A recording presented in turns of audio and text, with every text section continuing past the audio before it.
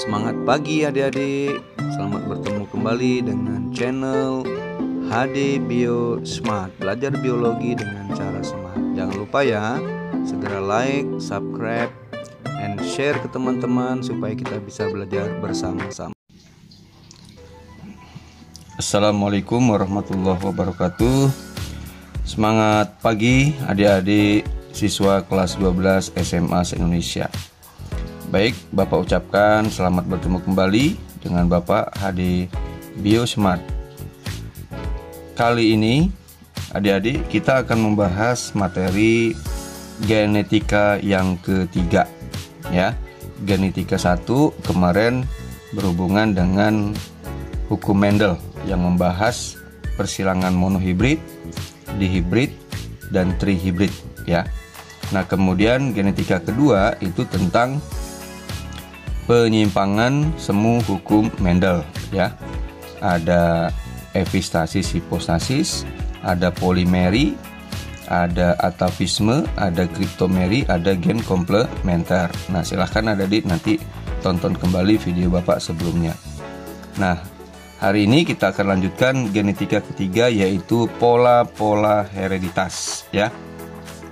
Nah, pola-pola hereditas ini akan membicarakan apa? Nah, itu yang perlu kita pahami adik-adik ya. Pola hereditas itu akan membahas peristiwa ya, peristiwa-peristiwa yang sering terjadi. Nah, yang sering terjadi pada pewarisan sifat. Nah, jadi yang namanya sifat diturunkan itu adik-adik tidak selamanya normal, terus tidak selamanya terjadi biasa ya. Tetapi ada kalanya terjadi kasus atau peristiwa yang tidak normal, sehingga menyebabkan keturunannya itu berbeda, tidak normal, atau bisa dikatakan cacat. Nah, itulah yang akan kita bahas ya, pola-pola hereditas. Nah, yang pertama yang akan kita bahas adalah pautan gen ya. Satu, yaitu pautan gen. Nah, pautan gen ini apa? Ini sama dengan gen yang terangkai ya adik-adik. Ada kan terangkai sempurna.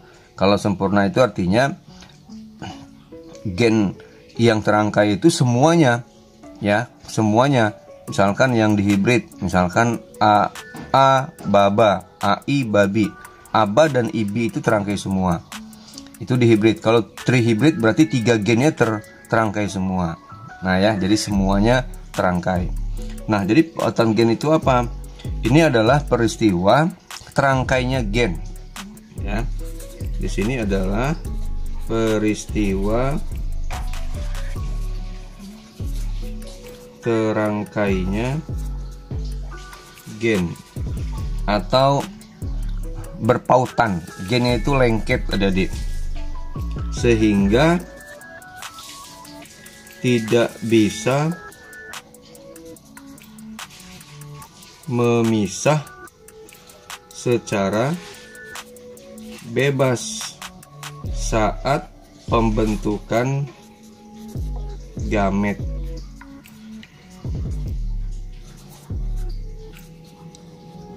Nah, itu adik. Jadi pautan gen itu peristiwa terangkainya gen. Nah, jadi gen-gennya itu yang berada di satu kromosom yang sama dan jaraknya itu berdekatan ya. Jadi penyebab utamanya itu adalah lokus, jarak lokusnya adik ya. Jadi faktor penyebabnya itu yaitu jarak. Di sini maksudnya adalah jarak lokus gen yang berdekatan.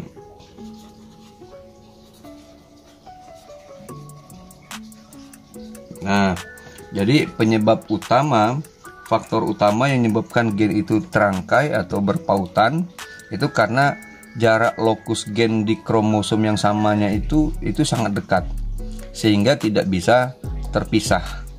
Itu ya. Langsung Bapak buatkan contoh. Nih ya, Bapak buatkan contohnya.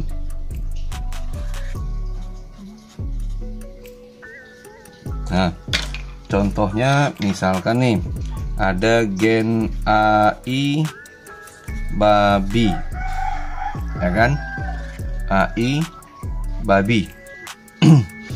Nah, jika diketahui bahwa A dan B itu berpautan,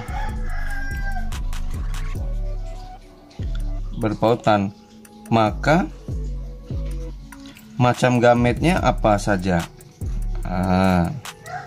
Macam gametnya apa saja?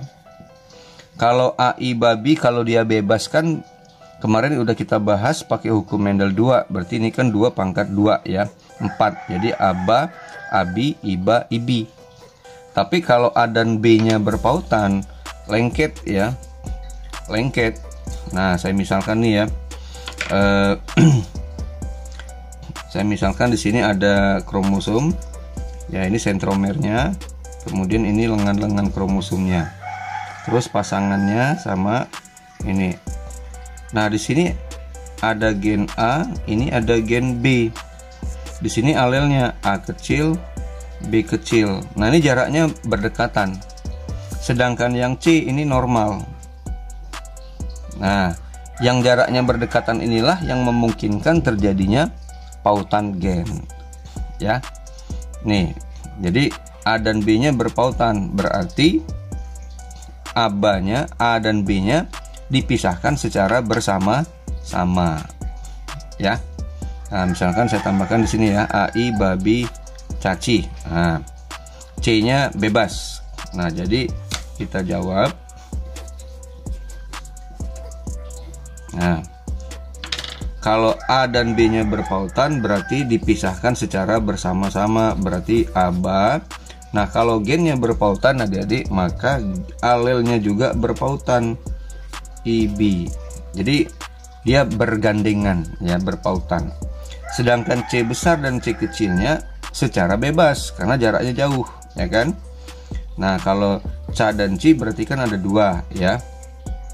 Berarti ada 2. Kalau ada 2 kita buat cabang. Masih ingat ya, ada diagram garpu. Nah, adik-adik nanti silahkan di video Bapak sebelumnya itu ada cara membuat diagram papan catur dan diagram garpu. Nah, karena C-nya berbeda, berarti di sini ada C besar, C kecil, C besar, C kecil. Nah, baru kita gabungkan pakai hukum Mendel 2. Ya kan? Penggabungan gen-gen yang berbeda. Nah, jadi apa di sini gametnya? A baca, terus di sini A baci, kemudian I bica, kemudian I bici. Jadi ada berapa tadi? Ada 4 ya. Nah, seharusnya berapa ini? Seharusnya berapa? AI babi caci, ya kan? AI babi caci. Nah, AI babi caci kalau dia normal tidak berpautan, ini kan 2 pangkat 3 tadi. 2 pangkat 3 berarti 8 kalau normal. Tetapi kalau ada satu pasang gen yang berpautan, maka gamet yang dibentuk ternyata bukan 8 tapi 4. Nah, jadi 4 ini setengah dari yang normal kan, setengah dari 8. Nah, makanya bisa kita simpulkan adik-adik, kalau di pautan gen itu, kalau ada gen yang sepasang berpautan, maka jumlah macam gamet itu setengah dari yang normal. Ya kan? Setengah dari normal. Kalau normal itu kan berarti di sini 2 pangkat 3, berarti 8 kan? Nah, tapi kenyataannya karena A dan B-nya berpautan, maka tinggal 4. Berarti 4 itu setengah dari 8. Nah, makanya ada rumusnya nih ya, ada rumusnya, ada rumus smartnya. Berarti setengah dikali 2 pangkat N, ya kan? Atau 2 pangkat N min 1. Nah ini ya, jadi ada 2 nih.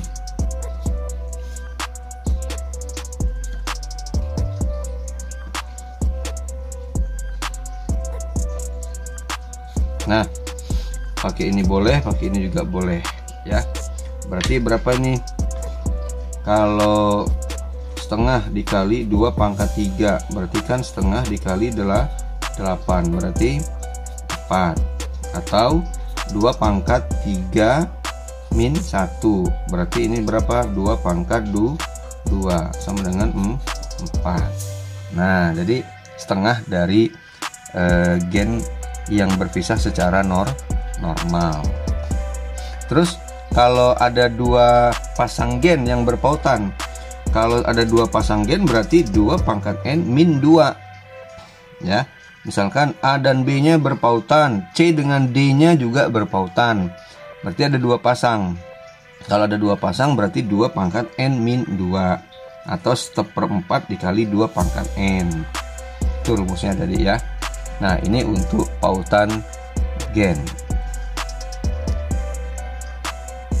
Selanjutnya kita lanjutkan ke pindah silang.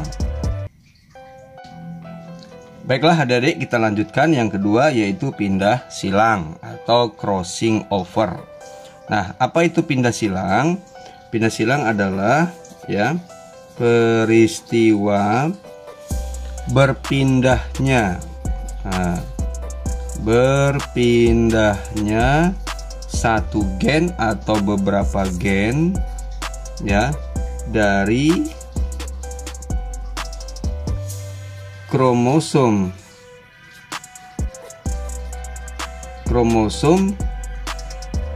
ke kromosom lainnya ya, ke kromosom lainnya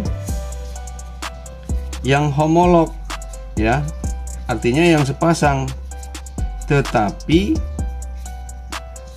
bukan kakak adik. Nah, bukan kakak adik.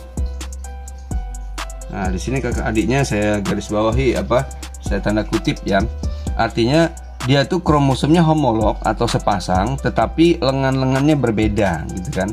Dengan lengan satu kromosom dengan kromosom lain yang sentromernya berbeda ya. Nah, contohnya seperti ini adik-adik ya. Contohnya ya, saya bapak buatkan contoh nih. Saya misalkan ini kromosom sentromer kromosom pertama, kan ada 2 lengan tuh, ada 2 lengan ya. Di sini ada gen A, gen B, gen C. Nah, kemudian ini lengan yang kedua. Berarti di sini ada A, B, C ya, A baca. Lalu ada pasangannya nih. Nah, lengan yang pertama itu A kecil, B kecil, C kecil. Lengan yang kedua itu A kecil, B kecil, C kecil. Tuh ya. Nah, jadi begitu adik-adik. Jadi ini kromosomnya homolog, sepasang, tapi beda lengan ya, lengan kromosom. Nah, ini kan ini kromosom lengan 1, lengan 2. Ini kromosom yang kedua, lengan 3, lengan 4. Nah, 2 dengan 3 ini kan lengannya berdekatan, jaraknya berdekatan adik-adik. Nah, yang berdekatan inilah yang memungkinkan terjadinya pindah silang. Jadi gen-gennya akan pindah silang. Nah, kalau mengalami pindah silang, bagaimana macam gametnya? Apakah sama atau tidak? Ya. Nah, ini kan contoh pindah silang ya. Nah, pindah silang ini sering terjadi pada saat kapan? Di profase meiosis 1 adik-adik. Ya, tepatnya di tahapan diploten. Kan ada leptoten, zigoten, pakiten, diploten, dan diakinesis. Nah, saat diploten inilah kromosomnya bergerak secara bebas sehingga ada yang memungkinkan lengan-lengan kromosomnya terbelit. Nah, yang dengan terbelit inilah yang memungkinkan terjadinya pindah silang. Ibaratnya benang diaduk-aduk kan pasti ada yang kusut. Nah, seperti itulah yang namanya kromosom saat diploiden. Nah, sekarang kita lihat nih. Kalau misalkan nih terjadi pindah silang ya, berarti begini nanti jadinya.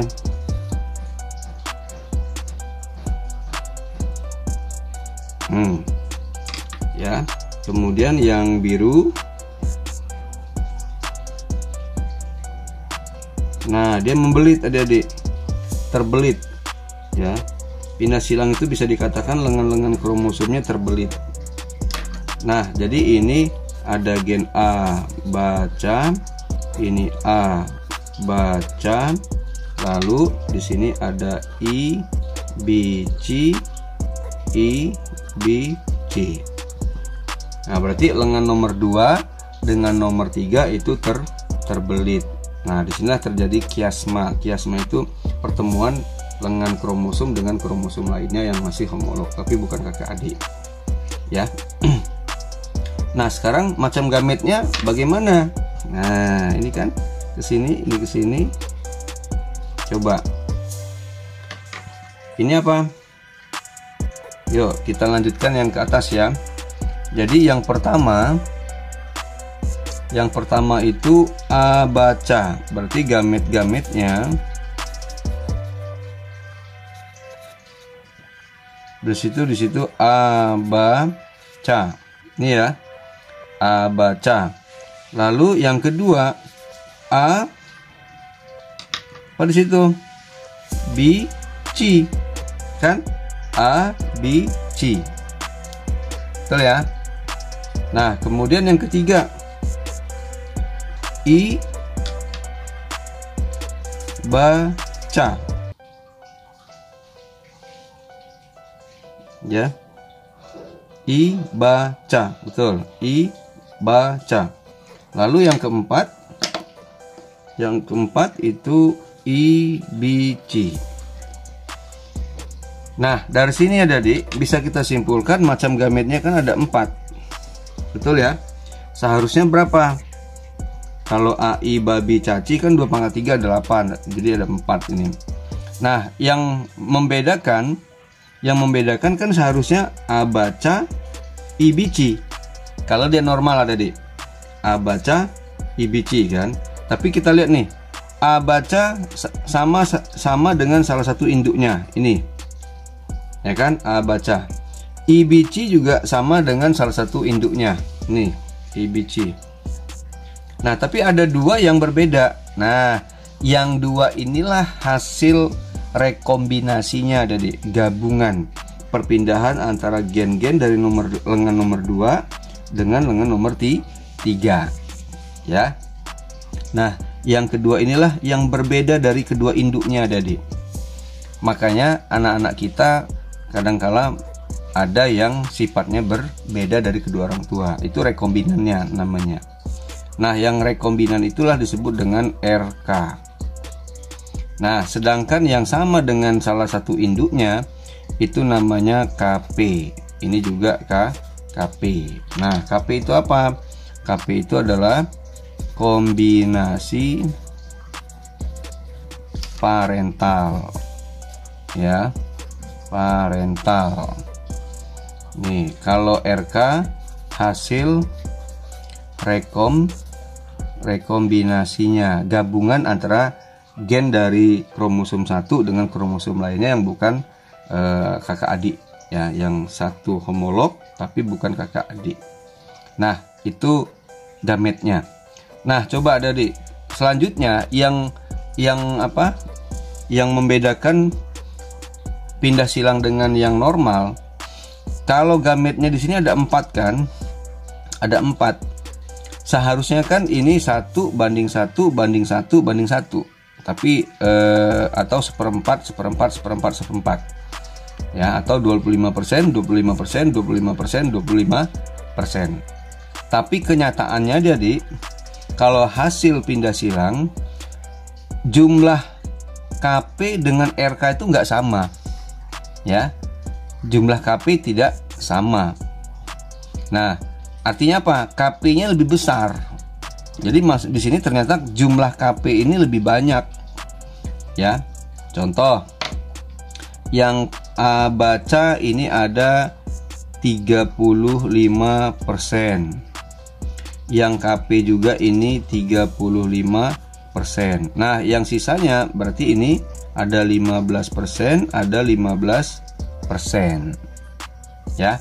Jadi jumlah gametnya itu nggak banyak. Kalau di persilangan biasa kan masing-masing 1:1, 1:1 ya kan, 1/4 semua. Tapi ini ada yang lebih banyak. Makanya di sini ada ciri khas. Ciri khas pada pindah silang itu adalah jumlah KP lebih besar dibandingkan dengan jumlah RK. Ya. Jadi di sini jumlah kombinasi parental itu lebih besar dibandingkan dengan jumlah RK. Nah, ini ada di ya. Ini ciri khas. Nah, ciri khas di terjadi pindah silang. Contoh, kalau dalam soal itu biasanya ada misalkan nih, dalam suatu persilangan jeruk, misalkan jeruk menghasilkan, ya, jeruk manis dengan jeruk masam, ternyata menghasilkan dengan perbandingan. Nah ya, dengan perbandingan. Contohnya di situ ada misalkan 271. Kemudian di sini ada 32. Kemudian ada 29. Kemudian di sini 269. Nah, kalau polanya seperti ini ada di suatu hasil persilangan dengan pola seperti ini. Nah, ini sudah pasti terjadi pindah silang ada di. Kenapa? Ada dua yang banyak, ada dua yang sedikit. Ya kan? Nah, kalau ini kita bulatkan supaya kita dapat mudah membuat rasionya atau perbandingannya, yang ini kita anggap aja 270. Karena yang namanya hasil persilangan itu tidak selamanya sama persis angkanya dengan teori, ya. Seharusnya kan 270. Terus ini seharusnya 30. Kita anggap aja 30. Biar gampang hitungnya ya. 29 kita anggap 30. Ini anggap 270. Nah, kalau kita sederhanakan ada di berapa? Yuk, kalau sama-sama kita bagi kita bagi berapa ini? Bagi 30 ya. Nah, kalau bagi 30 berarti ini berapa? Ini 9 ya kan, ini 1, ini 1, ini 9. Nah, jadi 9, 1, 1, 9 perbandingannya. 9 dengan 9 kan sama-sama banyak. 1 dengan 1 sama-sama banyak, tapi 9 dengan 1 kan lebih banyak 9. Berarti ini adalah KP, ini adalah RK, ini adalah RK, ini adalah KP. Nah, ingat, KP-nya kan lebih banyak ya. KP-nya lebih banyak dibandingkan RK. Jadi nah, terus rumusnya bagaimana? Nah, ada kan soal-soal yang sering menanyakan berapa jumlah nilai pindah silangnya. Ya. Oke, kita lanjutkan. Nah, sekarang yang sering ditanyakan adalah berapa jumlah nilai pindah silangnya. Ya, ditanya berapa jumlah nilai pindah silangnya atau NPS. Nah, seperti itu kan ya.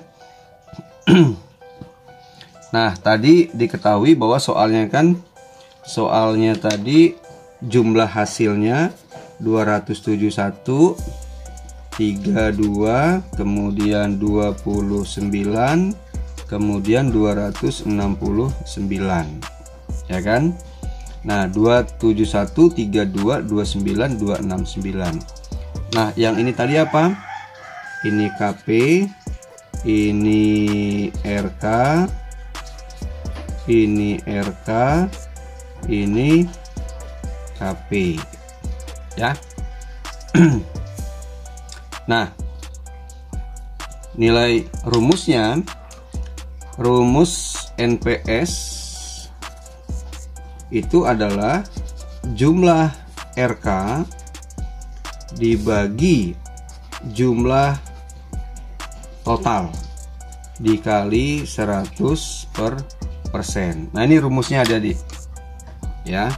Rumusnya ini